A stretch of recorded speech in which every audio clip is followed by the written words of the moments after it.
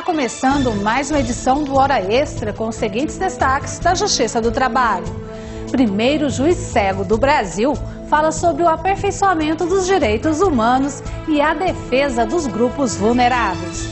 Jornada noturna tem vantagens jurídicas para compensar o desgaste gerado ao trabalhador.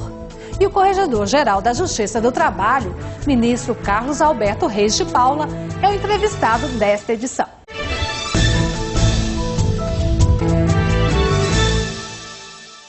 O seminário sobre discriminação e preconceito nas relações de trabalho e trabalho infanto-juvenil, promovido pela Escola Judicial do TRT de Goiás, contou com a participação do desembargador Ricardo Tadeu Marques da Fonseca.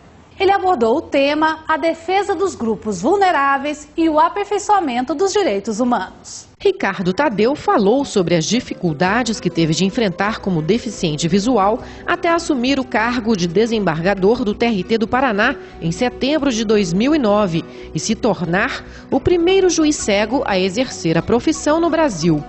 Ele destacou que a atual Constituição contém princípios fundantes, como os estabelecidos no artigo 3º e incisos, que têm hoje força normativa que demandam ações efetivas da sociedade brasileira no combate a qualquer forma de discriminação. O magistrado destacou que a Convenção Internacional de Direitos da Pessoa com Deficiência, da ONU, foi ratificada pelo Brasil em 2008 e se tornou o primeiro tratado internacional incorporado ao ordenamento jurídico brasileiro com força de norma constitucional. Eu penso que grandes avanços têm ocorrido. O Brasil criou o Conselho Nacional da Pessoa com Deficiência, que congrega pessoas do governo e da sociedade civil para a fixação de políticas públicas. Há conselhos estaduais e há conselhos municipais com a mesma estrutura. Penso que a ratificação da Convenção da ONU com força constitucional foi a primeira grande vitória do Brasil nesse campo, né? E os avanços têm ocorrido, mas há muito o que fazer ainda. O Estado está se conscientizando desse aspecto, mas há muitas questões que têm que ser discutidas, por exemplo, como a escola inclusiva e várias outras. Eu acho que algumas gerações vão ser necessárias, porque os países europeus e a própria América do Norte aprenderam muito com as guerras a lidar com as pessoas com deficiência, né? E nós não tivemos, por sorte, esse sofrimento, mas vamos aprender politicamente. Ricardo, o senhor falou que a sua condução à magistratura foi uma vitória do Brasil. Por quê? Porque, na verdade, foi a percepção de que uma pessoa que tem os seus esforços e que tem uma deficiência visual não pode ser impedida de realizar um sonho. E isso foi facultado pela sociedade brasileira a mim. Eu, na verdade, só estudo, trabalho e não tinha oportunidade de ser juiz porque me era vedado, né, pela sociedade brasileira. Ela abriu essa porta. E o senhor fala que a deficiência hoje tem que ser vista como algo inerente à pessoa humana. Como é que é isso? Então, o que eu digo é que é algo inerente à diversidade humana, porque todo ser humano é deficiente. Isso é inerente à condição humana. Mas algumas deficiências do ser humano são motivo de estigmatização. E isso é um problema da sociedade, não da pessoa, né? Então é isso que tem que ser mudado. Hoje eu acho que a deficiência é muito mais um aspecto social do que clínico, do que médico. É mais tecnológico, econômico, cultural, sociológico do que médico. O direito sempre conferiu tratamento diferenciado ao trabalho noturno. O objetivo é amenizar o desgaste do empregado que desenvolve atividade profissional no período da noite. Veja na coluna Fique Sabendo desta edição as implicações do trabalho noturno para o trabalhador e para o empregador.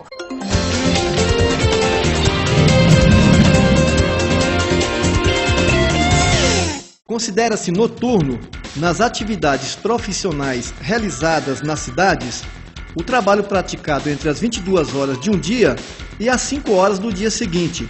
Nas atividades rurais, é entendido como noturno o trabalho executado na lavoura entre as 9 horas da noite e 5 horas do dia seguinte, e na pecuária, entre 8 horas da noite e 4 horas da manhã. A prestação noturna de trabalho é considerada mais desgastante para o trabalhador sob o ponto de vista biológico, familiar e até mesmo social. Por ser considerada uma atividade penosa, A lei estabeleceu alguns benefícios no tocante à duração da jornada e à remuneração da hora noturna. A hora diurna tem uma duração de 60 minutos, mas a hora noturna, nas atividades urbanas, é computada como sendo de 52 minutos e 30 segundos. Significa que o trabalhador completa as 8 horas diárias de trabalho em menos tempo, ou seja, considerando o horário das 10 horas da noite até as 5 horas da madrugada, tem-se exatas 7 horas de relógio que correspondem a uma jornada de 8 horas. Outro benefício destinado ao trabalhador urbano é o adicional noturno de 20% sobre o salário combinado. Mas atenção, porque nas atividades rurais, a hora noturna é considerada como de 60 minutos, não havendo, portanto, a redução como a verificada no trabalho desenvolvido à noite na cidade. Mas o trabalhador do campo tem direito a um adicional noturno maior, de 25% do valor do salário. O trabalho noturno é proibido para menores de 18 anos de idade. O juiz Breno Medeiros esclarece alguns questionamentos sobre a jornada noturna. O adicional noturno integra o salário para todos os efeitos? Sim, a mesma súmula 60, certo, do TST dá essa possibilidade, contanto que haja habitualidade no recebimento do adicional noturno. É muito comum as causas trabalhistas pedindo a hora noturna? Sim, a hora noturna, que ela geralmente é reduzida, e o adicional em cima dela, certo? Porque hoje ainda nem todos os empregadores fazem essa quitação a tempo e a modo. No próximo bloco, o ministro do TST, Carlos Alberto Reis de Paula, corregedor-geral da Justiça do Trabalho, fala sobre o funcionamento da atividade correcional e a qualidade da Justiça do Trabalho no Brasil. Voltamos já. Assalariado, pessoa que trabalha por uma remuneração definida por um determinado período, hora, dia ou mês, chamado salário. A palavra salário deriva do latim e remota à época na qual não havia moeda e o sal era usado como representante do valor das coisas.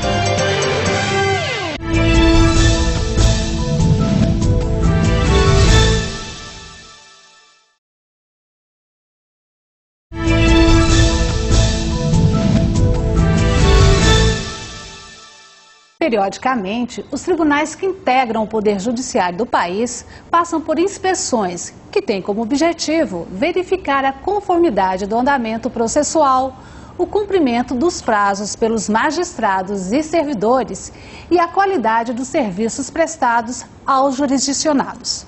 Nos tribunais trabalhistas, esta fiscalização é feita pelo Corregedor-Geral da Justiça do Trabalho, cargo ocupado atualmente pelo ministro do TST, Carlos Alberto Reis de Paula, primeiro ministro negro na Justiça do Brasil. E é justamente o ministro Carlos Alberto, convidado de hoje do programa Hora Extra. Ele vai nos explicar como funciona a atividade correcional e suas impressões sobre o funcionamento da Justiça do Trabalho no Brasil, especialmente em Goiás. Ministro, muito obrigada pela presença. Prazer, Márcia, estar com você. Ministro, além do cumprimento dos prazos, o que é mais observado durante a atividade correcional? Márcia, vejamos, a correção tem um aspecto físico ou material que consiste em verificação de prazos, documentos, levantamento de dados. E tem um aspecto, eu reputo, de maior relevância, que é, se me permita dizer, mais uma questão social e espiritual, que é o convívio com os desembargadores, o convívio com os juízes, o convívio com os advogados e principalmente o convívio com aqueles jurisdicionados que nos procuram. O senhor já correcionou 18 tribunais trabalhistas, né? De pequeno porte, como o da Paraíba e do Rio Grande do Norte, de médio porte, como o TRT de Goiás, e de grande porte, como o TRT de São Paulo e da Bahia. O tamanho do tribunal influencia na qualidade da prestação jurisdicional? Márcia, completando a primeira resposta e já me atirando na segunda resposta, eu tenho que lhe esclarecer que a correição tem um aspecto de cidadania fundamental. O Poder Judiciário, ele é uma prestação de serviços à sociedade. E assim sendo, ele tem de prestar contas à sociedade. E a forma de se verificar se o Poder Judiciário está atendendo às necessidades do jurisdicionado é feita exatamente pelo corregedor. Então veja só, quando nós vamos aos tribunais, quer pequenos, quer grandes, nós temos alguns parâmetros. Parâmetros genéricos se aplicam a todos os tribunais. E temos parâmetros específicos, porque em se tratando de prestação jurisdicional, cada tribunal tem a sua forma de prestar. E essa forma de prestar, para ser bem prestada esse serviço judiciário, é indispensável que haja uma adaptação, um ajuste do tribunal às necessidades, às particularidades de cada região. E então fica difícil dar essa resposta, olha, o tribunal ele é pequeno, por isso ele tem prazos melhores, ou o maior tem prazos melhores também, talvez porque tem uma estrutura melhor? Eu costumo dizer que hoje no mundo nós sempre nos preocupamos com números, estatísticas e proporções. Eu acho isso tudo profundamente relativo. Dentro da filosofia que eu tenho de vida pessoal e funcional, eu entendo que número é relevante para início de reflexão. Eu também, na visão que tenho, eu sempre faço a comparação com uma família. Um pai ou uma mãe tem filhos. Os filhos têm a mesma origem, todavia são rigorosamente diferentes. Por que são diferentes? Tem de ter tratos especiais. E aí vem uma questão curiosa dos tribunais regionais. Eu não tenho receita pronta para nenhum tribunal regional. Eu tenho de entender a realidade desse tribunal regional e ter a sensibilidade de filho que ter o trato adequado à sua natureza, às suas particularidades, vamos dizer assim, a seu modo de ser. Agora, dentro dos parâmetros que nós estabelecemos genérico e, sobretudo, perseguindo um objetivo, a melhor prestação jurisdicional. Com certeza, mas existem problemas comuns enfrentados pelos regionais? Obviamente, sim. O problema, se você me permitisse dizer que o grande problema comum em todos os 24 tribunais regionais, e eu diria em quase todas as varas do trabalho, consiste no seguinte: nós, a cada vez mais, nos tornamos ágeis na fase de conhecimento de um processo, ou seja, proclamar o direito, declarar o direito, condenar, constituir o direito. E todos os tribunais regionais, me permita a generalização, têm um programa crônico: tornar efetiva a nossa declaração, a proclamação do direito. Ou seja, todos os tribunais regionais tem tendão de Aquiles exatamente no processo de execução.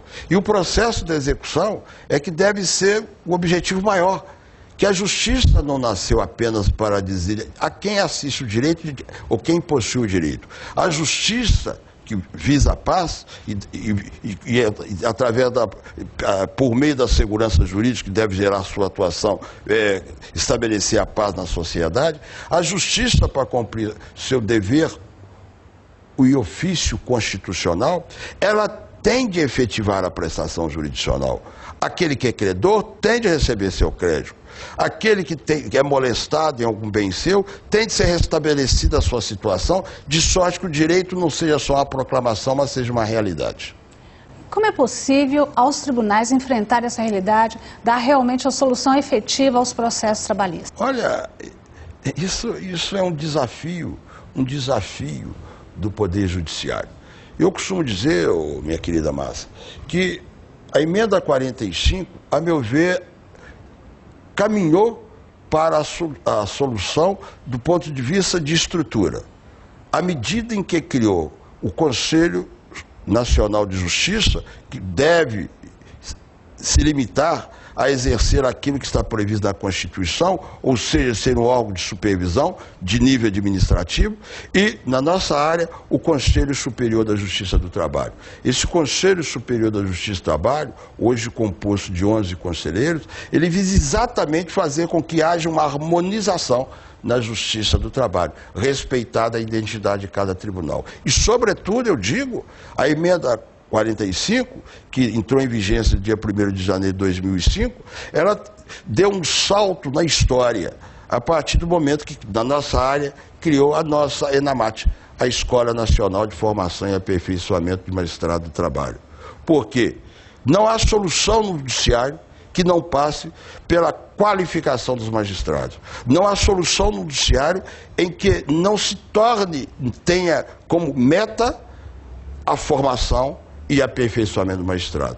Porque magistrado, Márcia, e eu sou magistrado há 31 anos, magistrado nunca está acabado. O magistrado está sempre se complementando, está sempre se fazendo. E a escola, e quando eu digo magistrado, eu digo juiz de primeiro grau, digo juiz do regional, digo ministros, não é? E no nosso caso, ministros do TST, digo ministros, ministro do Supremo Tribunal Federal. Eu acho que nós todos temos de descobrir que o magistrado tem de se fazer. O que significa que continuamente deve aguçar o seu conhecimento e, sobretudo, dar densidade à sua sensibilidade. Certo. Nós vamos para um rápido intervalo e voltamos já. Hoje conversando com o ministro Carlos Alberto Reis de Paula, corregedor-geral da Justiça do Trabalho. Não saia daí.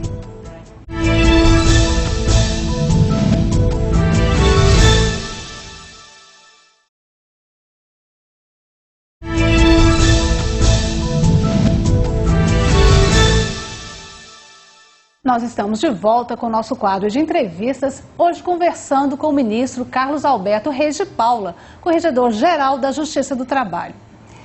Ministro, no bloco anterior nós conversamos sobre a função do Conselho Nacional de Justiça, da função do Conselho Superior da Justiça do Trabalho. Principalmente do Conselho Nacional de Justiça, há um desejo de se criar um nivelamento entre os tribunais, oferecer condições de trabalho mínimas para todos os regionais. Como é que a Justiça do Trabalho, no caso, pretende alcançar esse nivelamento? O Conselho Nacional de Justiça, de cuja reunião realizada em fevereiro deste ano eu participei em São Paulo, capital, ele está gradualmente desenhando aquilo que é o perfil previsto pelo Constituinte. E ao fazer esse traçado, eu acho que um dos grandes marcos que o Conselho Nacional de Justiça fez, à época sob a presidência do ministro Gilmar Mendes, hoje sob a presidência do ministro Peluso, foi estabelecer metas. Nós temos hoje, como tivemos ano passado, 10 metas. E as metas são colocadas para o judiciário e, consequentemente e obrigatoriamente, para os tribunais, exatamente para serem alcançadas, com aquele objetivo maior de a prestação jurisdicional ser a mais eficiente e eficaz. Se me perguntar como é que está a meta de nivelamento, eu acho interessante nós observarmos que ao se falar em nivelamento, não se cogite de fazer terraplenagem na justiça. Não se quer nivelar justiça federal com justiça estadual. Basta você se recordar que nós temos 24 tribunais regionais e a Justiça Federal tem 5. Não se pode nivelar a Justiça do Trabalho, que é especial, com Justiça Eleitoral, que também é especial, com particularidades. Não se pode nivelar, sobretudo, a Justiça Federal com a Justiça Estadual. A Justiça Estadual, vamos dizer assim, é a Justiça comum, com toda a amplitude que nós podemos dizer da Justiça comum.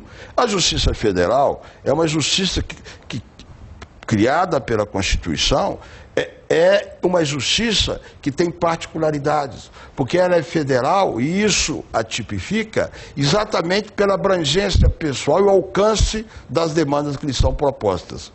Nós temos o maior número de demandas, obviamente, em relação à justiça estadual. Então, quando se fala em nivelamento, sua pergunta se limita a isso, eu tenho muita dificuldade de falar em nivelamento, porque não se nivelam coisas desiguais. Só se pode cogitar de nivelamento em coisas iguais.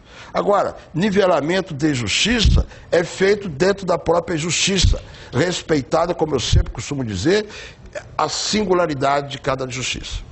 As metas estabelecidas pelo Conselho Nacional de Justiça, elas podem servir como balizadoras da qualidade dos serviços oferecidos pelo Judiciário? É essa a finalidade. E isso, a grande vantagem do CNJ, vamos entender, é ter um órgão, vamos usar uma linguagem acessível, porque nós estamos falando com a sociedade, nós não estamos falando com peritos em questões judiciárias, é essa a finalidade do programa. A grande vantagem do CNJ é o CNJ criar políticas abrangentes, nacionais, E isso com o objetivo, sempre com o objetivo do aperfeiçoamento da justiça brasileira. Se assim é, então, quando o CNJ coloca metas, e de forma genérica para o Poder Judiciário brasileiro, obviamente isso baliza. E é bom que isso seja posto, porque se as metas são propostas e assentadas, primeiro que isso vale como estímulo e referência para o próprio Poder Judiciário. Em contrapartida, a sociedade pode comparecer perante o Poder Judiciário e cobrar do Poder Judiciário a implementação dessas metas. Daí porque eu acho extraordinário que o CNJ tenha essa conduta. Na atividade constitucional, durante as visitas que o senhor está fazendo em todos os tribunais, o senhor está fazendo recomendações em comum a esses regionais? Mas, aliás, eu disse a você, logo naquele primeiro bloco, eu dizia a você que a justiça é diferente, mas fundamentalmente é igual. E aí, partindo daquilo que é igual, nós podemos dizer, então, há recomendações que são comuns a todos os regionais. Eu só saliento duas recomendações. A preocupação maior com os processos de execução, processos em fase de execução. E, por filosofia, porque eu fui o segundo diretor da ENAMAT, nossa querida Escola Nacional de Formação e Aperfeiçoamento de Magistrado de Trabalho, a total valorização das escolas judiciais. Porquanto eu entendo que a configuração, e por que não dizer a salvação da justiça brasileira, consiste na qualificação dos juízes. Isso passa obrigatoriamente pelas escolas judiciais ativas, participativas e efetivamente capazes de criar e ajudar a criar uma nova cultura entre os magistrados. Como o senhor vê o esforço dos tribunais em implantar o processo digital? Ele é realmente a saída para dar vazão a essa quantidade de processo do judiciário? Eu, mineiro que sou, eu nunca pretendo dizer que alguma coisa é a salvação. O processo eletrônico é um passo, um avanço e um passo definitivo no aperfeiçoamento da prestação jurisdicional.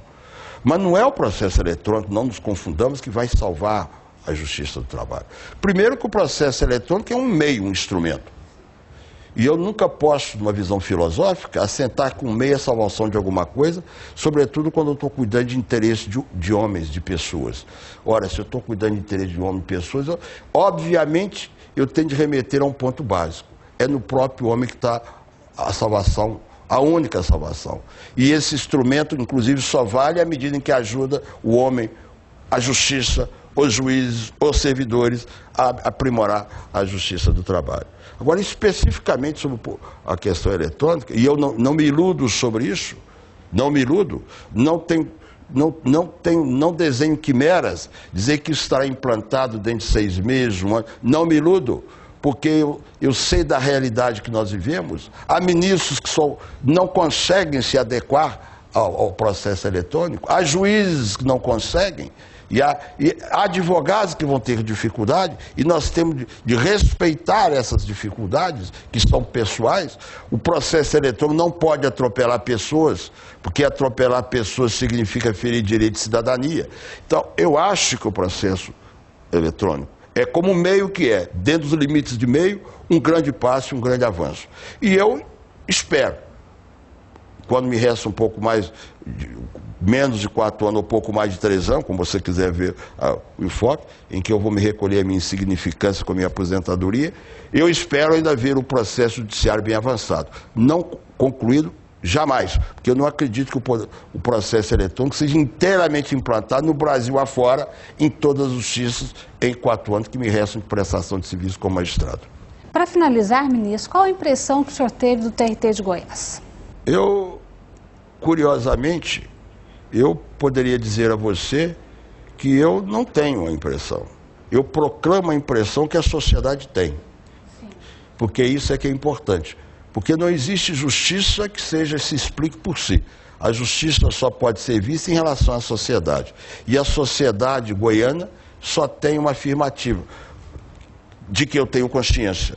O que é retratado pelo jurisdicionado, pelos advogados, pela ordem, pelas associações, a Agata, por exemplo. É um dos melhores tribunais do país. Certo. Eu conversei com o ministro Carlos Alberto Reis de Paula, corregedor-geral da Justiça do Trabalho.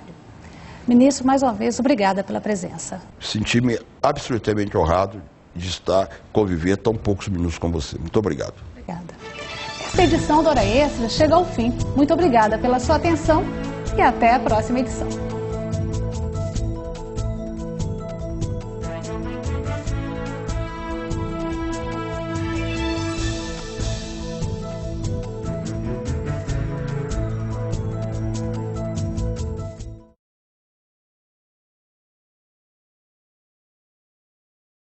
No Hora Extra desta semana, você confere os seguintes destaques. Primeiro juiz cego do Brasil fala sobre o aperfeiçoamento dos direitos humanos e a defesa dos grupos vulneráveis. A jornada noturna tem vantagens jurídicas para compensar o desgaste gerado ao trabalhador. E o corregedor-geral da Justiça do Trabalho, ministro Carlos Alberto Reis de Paula, é o entrevistado desta edição. Não perca!